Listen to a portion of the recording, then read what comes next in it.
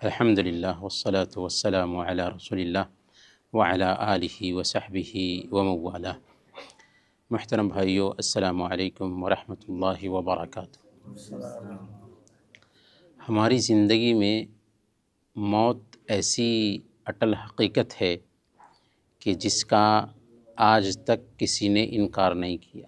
دنیا میں جو بھی آئے ایک دن موت کا جام پی کر اس دنیا سے گئے۔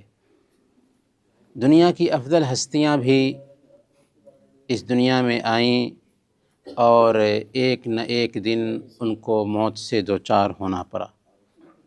گویا کہ موت ایک ایسی اٹل حقیقت ہے جس سے ہم اور آپ سب کے سب دوچار ہونے والے ہیں۔ اسی لیے اللہ تعالیٰ فرماتا ہے کل نفس ذائقۃ الموت، ہر انسان کو موت کا مزہ چکھنا ہے۔ گویا کہ موت کا ہم انکار نہیں کر سکتے۔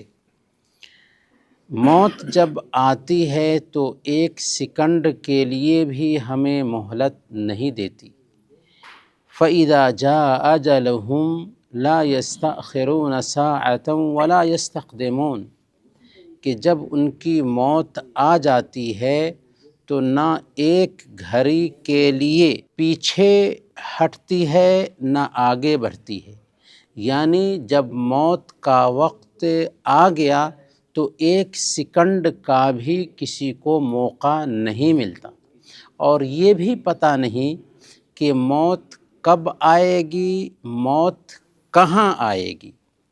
وما تدری نفس ماذا تکسب غدا وما تدری نفس بأی ارض تموت، ایک انسان نہیں جانتا کہ کل وہ کیا کمائے گا، اور یہ بھی نہیں جانتا کہ کس زمین پر اس کی موت ہونے والی ہے۔ بلکہ میں اپنی یہ بات ابھی جو اپنی زبان سے نکال رہا ہوں، کیا خبر کہ میں اپنی بات مکمل بھی کر سکوں، کیونکہ پتہ نہیں کہ موت کب آ جائے۔ یہ حقیقت ہے موت کی۔ اسی لیے سنن ترمذی کی روایت کے مطابق اللہ کے نبی صلی اللہ علیہ وسلم نے ارشاد فرمایا اکثروا ذکر ہاضم اللذات، لذتوں کو ختم کر دینے والی چیز یعنی موت کو زیادہ سے زیادہ یاد کرتے رہو۔ موت کو یاد کرتے رہنے سے فائدہ یہ ہوتا ہے کہ ہم دنیا سے ہی دل لگا کر کے نہیں بیٹھ جاتے، بلکہ ہمیں یہ احساس ہوتا ہے کہ ہم بھی موت کا جام پینے والے ہیں، اور ہر وقت اس کی تیاری کے لیے خود کو تیار کر پاتے ہیں۔ اسی لیے صحیح بخاری کی روایت میں آتا ہے اللہ کے نبی صلی اللہ علیہ وسلم نے حضرت ابن عمر رضی اللہ تعالی عنہ سے کہا تھا کن فی الدنیا کأنک غریب او عابر سبیل، کہ دنیا میں یوں زندگی گزارو جیسے تم کوئی پردیسی ہو یا مسافر ہو۔ پردیسی کیا کرتا ہے؟ جب پردیس میں رہتا ہے، اور ہم اور آپ پردیس میں رہتے ہیں تو اس نقطے کو اچھی طرح سے سمجھتے ہیں کہ پردیس میں جیتے جی ایک انسان ضرورت کی ساری چیزیں نہیں خریدتا، اس لیے کہ وہ یہ سوچتا ہے کہ پتہ نہیں کب ہمیں یہاں سے جانا پڑے۔ پردیسی زندگی میں ضرورت کے حساب سے سامان خریدتا ہے، اور ضرورت کے حساب سے وہ جینے کی کوشش کرتا ہے۔ اسی طریقے سے مسافر جب سفر میں ہوتا ہے تو جہاں کہیں تکان محسوس کرتا ہے کچھ دیر کے لیے آرام کرتا ہے، پھر چلتا بنتا ہے۔ اللہ کے نبی صلی اللہ علیہ وسلم نے فرمایا کہ یہ دنیا اور اس کی جو رنگینیاں ہیں جن میں تم 60 سال 70 سال جی رہے ہو، اس میں جیتے جی ایسے جیو گویا کہ تم پردیسی ہو یا مسافر ہو۔ اسی لیے اس حدیث کو سننے کے بعد حضرت ابن عمر رضی اللہ تعالی عنہ کی یہ حالت ہو گئی تھی کہ وہ کہتے تھے کہ اگر تم شام کر لو تو صبح کا انتظار مت کرو، اور صبح کر لو تو شام کا انتظار مت کرو، اور تندرستی کی حالت میں بیماری سے پہلے کی تیاری کر لو، اور زندگی میں موت کے آنے سے پہلے کی تیاری کر لو۔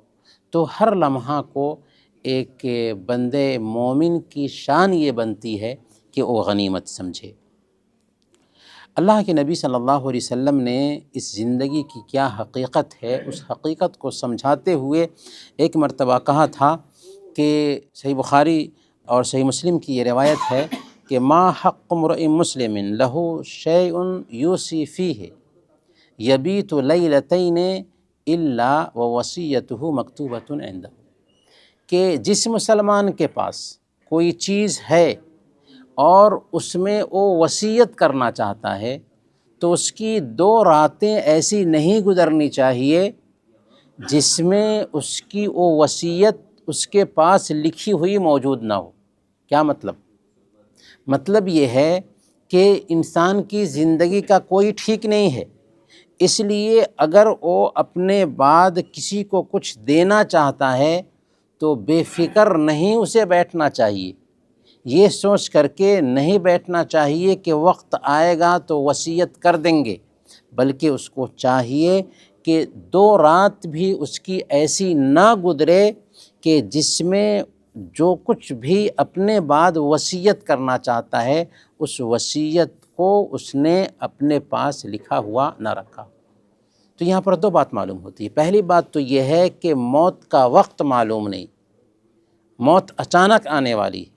دوسری بات یہ سمجھ میں آتی ہے کہ اگر ہم کسی کو کوئی سامان دینا چاہتے ہیں، اپنے بعد وصیت کرنا چاہتے ہیں، تو جب ہم کو پتہ ہی نہیں کہ کب مریں گے تو اس لیے وصیت نامہ تیار کر کے رکھنا چاہیے۔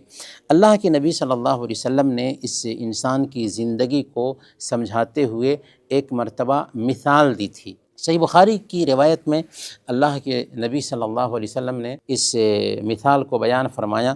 صحابی کہتے ہیں کہ خط النبی صلی اللہ علیہ وسلم خطا مربعا، ایک دن اللہ کے نبی صلی اللہ علیہ وسلم نے چوکور لکیر کھینچی، چوکور لکیر کھینچی، اور اس چوکور لکیر کے اندر میں ایک لمبی لکیر کھینچی، اور پھر اس لمبی لکیر کے اندر میں، اس چوکور کے اندر جو لمبی لکیر تھی، اس لکیر کے اندر میں بہت ساری لکیریں کھینچی، اور پھر فرمایا کہ یہ انسان ہے اور چاروں طرف سے اس کو موت گھیرے میں لیے ہوئی ہے، اور اندر میں جو لمبی لکیر ہے یہ اس کی آرزوئیں ہیں، اور پھر اس چوکور کے اندر جو لکیریں ہیں یہ حوادث ہیں۔ ایک کوئی حادثہ آیا، اس سے اگر بچ گیا تو دوسرا کوئی حادثہ ہوا اور وہ اس کی زندگی کو دبوچ لیتی ہے۔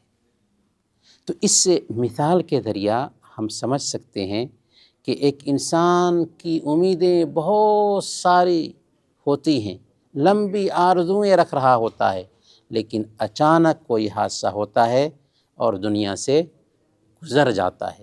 اسی لیے ایک انسان کو دنیا میں جیتے جی ہمیشہ موت کا دھیان رکھنا چاہیے۔ اللہ کے نبی صلی اللہ علیہ وسلم موت کو ہمیشہ یاد رکھتے تھے، اور جب ایک انسان موت کو دیکھے گا تو پھر اس کے بعد موقع بھی نہیں رہے گا۔ حتی اذا جاء احدهم الموت قال رب ارجعون لعلی اعمل صالحا فیما ترکت، جب ایک انسان کو موت آتی ہے تو وہ کہتا ہے کہ اے ہمارے رب لوٹا دے، اب ہم ٹھیک ہو جائیں گے، اب ہم سنبھل جائیں گے، اب ہم نیک عمل کرنے لگ جائیں گے۔ تو کیا جواب ملے گا؟